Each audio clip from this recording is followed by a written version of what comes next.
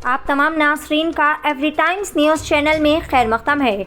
TNGOs Hyderabad ज़िला के सदर SM हुसैनी मुजीब ने अपने दफ्तर में एक मीडिया कॉन्फ्रेंस से खिताब करते हुए हुकूमत के हुक्म पर अमल न करने के खिलाफ वक्फ बोर्ड पर नाराज़गी का इजहार किया और कहा कि GOMS नंबर 45 की जहां पर रिटायरमेंट की उम्र 61 से कम करके 60 कर दी गई है, जैसा कि हुकूमत तेलंगाना ने पहले ही रिटायरमेंट की उम्र 58 से बढ़ाकर 61 कर दी है।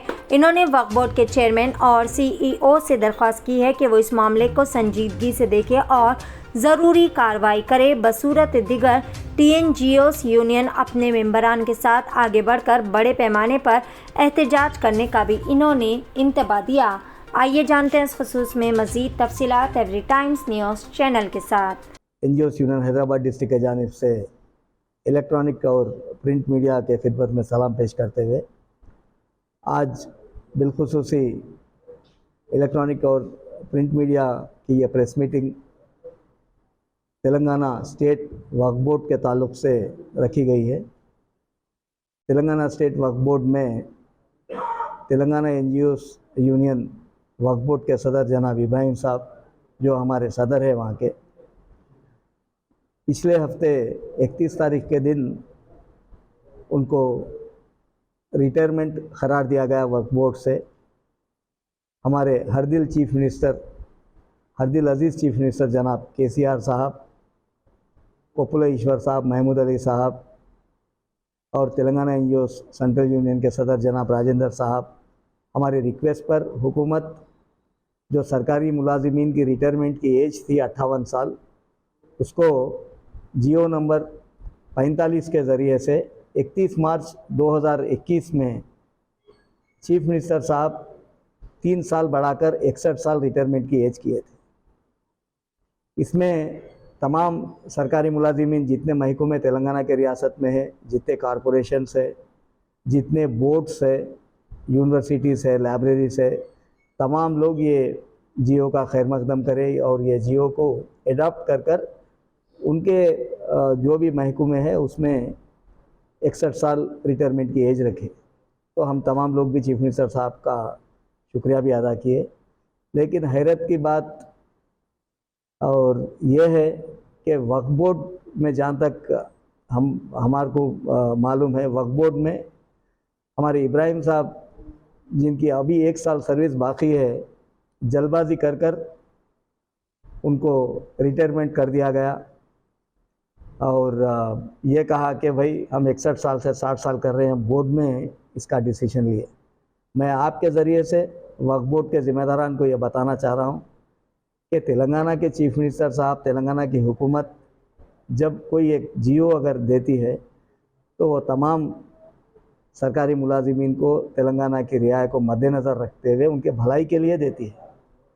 तो आप लोगों को भी चाहिए कि इसकी इज़्ज़त करें और भरपूर तरीक़े से हुकूमत का साथ दें, क्योंकि वक्फ बोर्ड हुकूमत से अलग नहीं है। वक्फ बोर्ड बोर्ड है जिसमें हॉनरेबल मेंबर्स है, हॉनरेबल चेयरमैन साहब है, बराबर डिसीशंस ले सकते, CEO साहब भी वहाँ पर है। मगर ऐसा सरकारी मुलाजिमीन को तकलीफ़ देना ये अच्छी बात नहीं है। इसी सिलसिले में जो हमारी मीटिंग हुई थी एम्प्लॉयज़ ग्रीवेंसेस वीक उस्मानिया मेडिकल कॉलेज में, करीब 3000 सरकारी मुलाजिमीन थे। उस दिन भी हम एजेंडा आइटम में वक्फ बोर्ड का, ये इब्राहिम साहब का अकेले का मसला नहीं है, इब्राहिम साहब के जैसे कई मुलाजिमीन वक्फ बोर्ड में आज काम कर रहे हैं, रात दिन मेहनत कर रहे हैं। उनकी मेहनत से, उनके मुशक्क़त से आज वक्फ बोर्ड चल रहा है। सब लोग नीचे अटेंडर से लेकर ऑफिसर तक काम कर रहे हैं। लेकिन एक आदमी को टारगेट करना, एक आदमी को मद्देनज़र रखना या एक यूनियन को टारगेट करना, ये अच्छी बात नहीं है। बहरहाल वो मीटिंग में भी इसकी बात की गई थी। आज हमारे सदर जनाब राजेंद्र साहब जो प्रेसिडेंट है तेलंगाना NGOs यूनियन के स्टेट के, और उनके अलावा हमारे जनरल सेक्रेटरी जनाब मारम जगदीश साहब जो जनरल सेक्रेटरी है, और मैं हैदराबाद डिस्ट्रिक्ट का सदर और JAC का chairman doctor SM Husaini Mujeeb, हम लोग ऑनरेबल होम मिनिस्टर जनाब अलहज महमूद अली साहब से भी मुलाकात किए। ये तमाम बात उनको बताए तो महमूद अली साहब तवक्को दिलाए कि भाई चीफ मिनिस्टर साहब की हुकूमत रियाय के लिए, तेलंगाना सरकारी मुलाजिमीन के लिए हर वक्त साथ है और ऐसे जस्टिफाइड जो भी रिक्वेस्ट रहेंगी या डिमांड रहेगा ज़रूर ब ज़रूर हम इसकी कदर करेंगे इंशाल्लाह। और आपकी जो भी तकलीफ़ है वो हम जल्द से जल्द दूर करेंगे बोलकर तवक्कु दिए। मैं उनका बेहद शुक्रगुज़ार हूँ। फिर उसके बाद में हमारे माइनॉरिटीज़ मिनिस्टर जनाब कोपुले ईश्वर साहब से भी मुलाकात किए, वहाँ पर भी बातचीत की गई, वहाँ पर भी रिप्रेजेंटेशन दिए। वहाँ पर भी रिप्रेजेंटेशन में हम लोग ये आप देख सकते हैं, इस रिप्रेजेंटेशन के ज़रिए से तो उन्होंने भी हैरत में थे ऐसा कैसा हो सकता। तो हम बोले ऐसा हुआ। तो वो भी बोले मैं जल्द से जल्द बात कर कर इंशाल्लाह आप तमाम लोगों को इंसाफ करूंगा बोलकर। तो हमको भरपूर भरोसा है हमारे चीफ मिनिस्टर साहब के ऊपर, क्योंकि चीफ मिनिस्टर साहब तो पहले से ही अखिलतों के साथ है। हुकूमत एक तरफ से अखिलतों के साथ बेहतरीन मुजाहरा कर रही है। आप देखें असम्बली में भी कई जो लीडर से बात किए, एमएलएस बात किए, हुकूमत का सराहना करें। जो आज माइनॉरिटीज़ की हालत है दूसरे रियासतों से बहुत बेहतर है और बेहतरी की कोशिश चीफ मिनिस्टर साहब कर रहे हैं। एक तरफ से हुकूमत हर तरीक़े से माइनॉरिटीज़ को तवक्को दिला रही है कि भाई हम आपके साथ हैं, पढ़ाई के मामले में, सिक्योरिटी के मामले में या दीगर जितने भी चीज़ें हैं। आज एक बहुत दरिया दिली का मुजाहरा कर कर सबके साथ हमारी हुकूमत दे रही है, मगर ऐसे छोटे छोटे चीज़ें तंग दिली जो ये हरकत है इससे हुकूमत का नाम भी ख़राब होने का अंदेशा है। लिहाजा मैं मेरे मुलाजिमीन से, वक्फ बोर्ड के मुलाजिमीन से भी मेरी अदबन गुजारिश है, आप लोग जल्दबाजी मत करिए, काम करिए, इंशाल्लाह ज़िम्मेदारी से काम करिए। रही बात आपके ऑफिसर्स की, वो ज़िम्मेदारी हमारे ऊपर छोड़ दीजिए। हम ज़रूर ब ज़रूर आपको जब तक इंसाफ नहीं मिला हम आपके साथ हैं, इंसाफ दिलाएंगे इंशाल्लाह।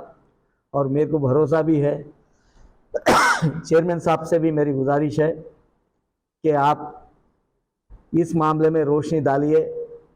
आप पढ़े लिखे हैं, क़ानून कायदा क्या है आपको मालूम है। सीईओ साहब से भी मैं गुजारिश कर रहा हूँ, क्योंकि तेलंगाना एनजीओज़ का ये उसूल रहा कि अदब कायदे में रहकर सलाम दुआ में हमारा काम हो जाना, क्योंकि हम कोई ब्लैकमेलर नहीं है, हम लोग डंके के चोट पे काम करने वाले हैं। इससे पहले भी आप लोग देखें हमारे काम का तरीक़ा, इंशाल्लाह आने वाले वक्त भी आप लोग देखेंगे। जल्द से जल्द इस मसले का हल करिए। जितने भी हमारे मुलाजिमीन हैं उनको आप बराबर इज़्ज़त दीजिए, मकबरों को वक्फ बोर्ड से निकाल दीजिए। उनकी भी लिस्ट है, वो भी लिस्ट मैं चेयरमैन साहब को दूंगा इंशाल्लाह।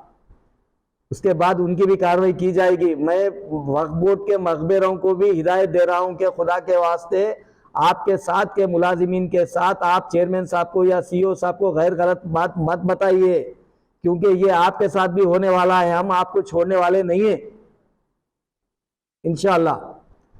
और एक बात भी मैं बताना चाह रहा हूं, जो हमारे मुलाजिमीन वक्फ बोर्ड के हैं वो उनकी 61 साल मुलाजिमत पूरी करके 4 या 5 जने रिटायर हो गए, और हमारे दूसरे जो दीगर मुलाजिमीन हैं 8-8, 9-9 महीने करे, उनको भी हटा दिया गया। तो ये अच्छी बात नहीं है। वक्फ बोर्ड के चेयरमैन साहब से, हानरेबल चेयरमैन साहब से, हानरेबल मेंबर से मेरी अदबन गुजारिश है। मेंबर्स भी पूरे माशाल्लाह पढ़े लिखे हुए हैं, माशाल्लाह बहुत अच्छी सोसाइटी में अच्छा इमेज है, अच्छा नाम है। तो आप लोग भी हमारे सरकारी मुलाजिमीन का तहफ़्फ़ुज़ करिए, उनके साथ ठहरिए। अगर हमारे मुलाजिमीन कोई गलती कर रहे हैं तो बराबर आप सज़ा दीजिए, हम हर चीज़ के लिए तैयार है। मगर हम अगर हद दर्मी करेंगे, हम ऐसे ही करेंगे तो तेलंगाना की सरकार, तेलंगाना की हुकूमत, तेलंगाना एनजीओ सुनने वाली नहीं है। जल्द से जल्द मैं इंशाल्लाह वक्फ बोर्ड को आऊँगा और ये मसला खैर खूबी से हो जाना, फिर जल्द से जल्द आपसे मिलने की फिर कोशिश करूँगा। और बिलखुसूसी मैं प्रिंट और इलेक्ट्रॉनिक मीडिया का भी शुक्रगुजार हूँ, क्योंकि जो भी हमारी जस्टिफाइड जो आवाज़ है वो आवाज़ को आप आवाम तक पहुँचा रहे हैं, हुकूमत तक पहुँचा रहे हैं, इंटेलिजेंस तक पहुँचा रहे हैं। कई कंप्लेंट्स हैं हमारे यहाँ, मगर हम होठ भी हमारे हैं, दांत भी हमारे हैं, हम बात नहीं करना चाह रहे उसके ऊपर। खुदा के वास्ते आगे भी मैं नहीं करूँगा बात। अब मेरे को, अंधे को क्या होना, 2 आंख होना, हमारे को क्या होना, हमारे एम्प्लॉयज़ का काम होना। हम काम करने के लिए तैयार है। जहाँ 8 घंटे का 10 घंटे का काम है, वहाँ 24 घंटे काम करने के लिए भी तैयार है। आप देखें हज कमेटी में सलीम साहब के सदारत में बेहतरीन काम करें हमारे हज कमेटी के मेंबर्स, वक्फ बोर्ड के मेंबर्स, माइनॉरिटीज के मेंबर्स। वहाँ पर चेयरमैन साहब हमारे सलीम साहब है, इम्तियाज इसाक साहब है, हमारे मुजीब साहब है, फिर मसीह साहब है। तो 4-4, 5-5 चेयरमैन वो कॉम्प्लेक्स में है। और आप तमाम से मेरी 4 चेयरमैनों से भी मेरी गुजारिश है, खुदा के वास्ते माइनॉरिटीज एम्प्लॉइज का ख्याल करिए, उनका तहफ़्फ़ुज़ करिए। चीफ मिनिस्टर साहब की हिदायत है, ये चीफ मिनिस्टर साहब चाह रही है। कल 1 महीने में इलेक्शन है सर पर, फिर हम तमाम लोग, हमारे सर्विसेज आपको चाहिए, हम सब मिलजुल कर काम करेंगे। फिर से हमको एक जगह अगर जुड़ना है तो हम एक को एक साथ देंगे, इंशाल्लाह साथ देकर काम करेंगे। Thank you very much. जय तेलंगाना। हज व उम्रा की बेहतरीन खिदमत का भरोसेमंद नाम Alheen global services private limited, सऊदी अरब और हिंदुस्तान से मंजूर शुदा Alheen global services private limited, मक्का और मदीना के करीब रिहाइश और हैदराबादी लजीज खाने, मुक़द्दस मुक़ामात की ज़ियारत, डायरेक्ट फ्लाइट, 15 दिन का पैकेज डीलक्स सिर्फ और सिर्फ 95,000 रुपये और बजट पैकेज सिर्फ 85,000। इसके अलावा लग्जरी ट्रांसपोर्टिंग। उजलत करें, देर ना कीजिए, इस सुनहरे मौके से फ़ायदा उठाएं। Alheen global services private limited, first floor, Babu Khan estate, Basheerbagh. मज़ीद जानकारी के लिए 9949940160 या फिर 04048549586 पर भी राब्ता कर सकते हैं।